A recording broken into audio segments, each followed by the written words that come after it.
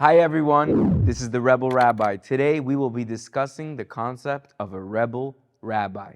That is actually the inspiration for the name of this channel. Throughout the years in Judaism, there have been many rabbis, but what people don't know is that many of these rabbis were actually rebels.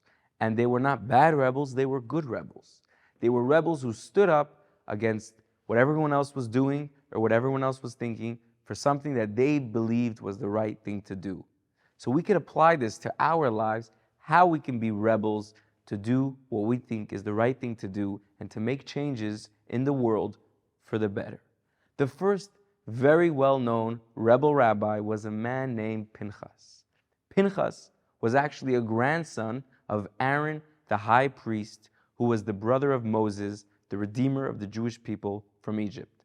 Pinchas was with the Jews in the desert, and he saw one of the officials in the Jewish camps was doing a sin, and it was public knowledge, and it was exposed in public. No one knew what to do. None of the rabbis knew what to do. What was the Jewish law? How should we deal with this Jewish minister who's committing this sin and it's public knowledge? So this rabbi, Pinchas, took matters into his own hands, and he took initiative, and he took a spear, and he threw it into this minister, and he basically made a law of his own on the spot just for that circumstance. This law was very controversial. Was he supposed to throw a spear into this minister? But he felt that this minister was making a sin in public. The damage that was being done was more than just a sin. It was making a blemish and a wound on the entire Jewish nation.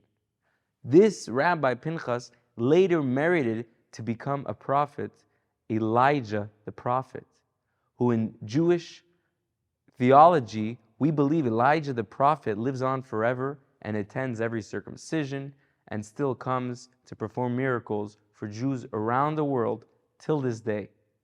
He merited to become Elijah the prophet, which is an everlasting concept, because he was able to rebel in a way of protecting God's name and protecting the integrity of the Jewish people. So we think to ourselves, how in our life can we apply this to the way we act towards other people or to the way we act towards God? Is there something that we feel we cannot take part of and it is against who we are, or something we feel we must do because that represents who we are and we cannot remain silent? We are starting a brand new series on rebels in Judaism. The lesson we learned from Pinchas, who was a rabbi in the desert, who took matters into his own hands, was that not always when all of the people around you, who you consider to be wise and smart, not always do they have the right answers to every situation. And sometimes we have to step up to do the right move to make the world a better place. Throughout the years and generations in Judaism, there's always been unique situations where it took a unique person to say, I will be a rebel and I will go against the mainstream to do what I believe is right.